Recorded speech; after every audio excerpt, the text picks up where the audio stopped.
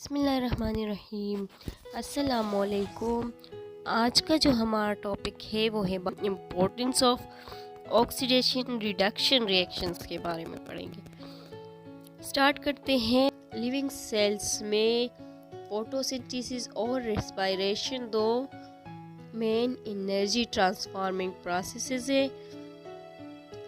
ये दोनों जो है प्रोसेसेस जो है बेसिकली ऑक्सीडेशन रिडक्शन प्रोसेसेस है।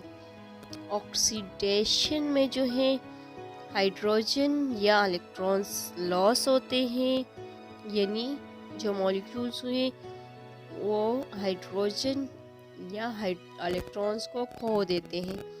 रिडक्शन जो है ऑक्सीडेशन के अपोजिट है। इसमें जो है इलेक्ट्रॉन्स या हाइड्रोजन को गेन कर लेते हैं। एनर्जी जो सनलाइट की एनर्जी है ये फोटोसिंथेसिस के दौरान स्टोर हो जाती है फूड मॉलिक्यूल्स में। फोटोसिंथेसिस में जो है ऑक्सीडेशन रिडक्शन रिएक्शंस का चेन बना होता है, जिसमें कई मॉलिक्यूल्स जो होते हैं बारी बारी ऑक्सीडाइज्ड और रिड्यूस होते हैं, यानी एक जो है इलेक्ट्रॉन खो देता है और दूसरा गेन करता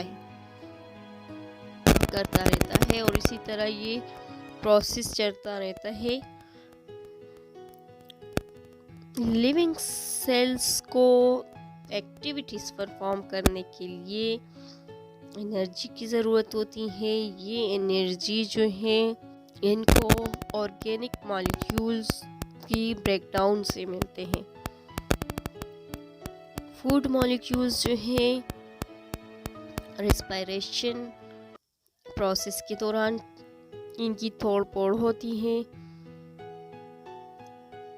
रेस्पिरेशन जो है ये भी ऑक्सीडेशन और रिडक्शन प्रोसेस है, जिसके दौरान मॉलिक्यूल्स जो हैं बारी बारी ऑक्सीडाइज्ड और रिड्यूस्ड होते हैं और एनर्जी हासिल करते हैं। ये एनर्जी जो है एटीपी सिंथेसिस में इस्तेमाल होती है, जो कि सेल जिसको जो एटीपी मॉलिक्यूल्स जो बन जाते हैं इनको फिर सेल्स जो है मुख्तलिफ लाइफ एक्टिविटीज़ के लिए इस्तेमाल करते हैं। ऑक्सीडेशन रिडक्शन प्रोसेसेस जो हैं तमाम सेल्स लिविंग सेल्स हैं उनमें होते रहते हैं और ये जो है एनर्जी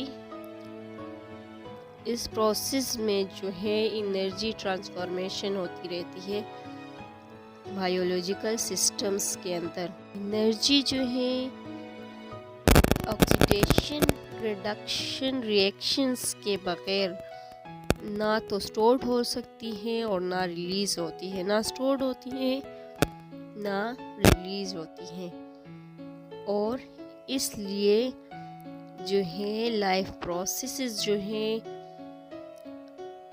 एनर्जी के अवेलेबिलिटी के बगैर नामुमकिन होते हैं। Thanks for watching.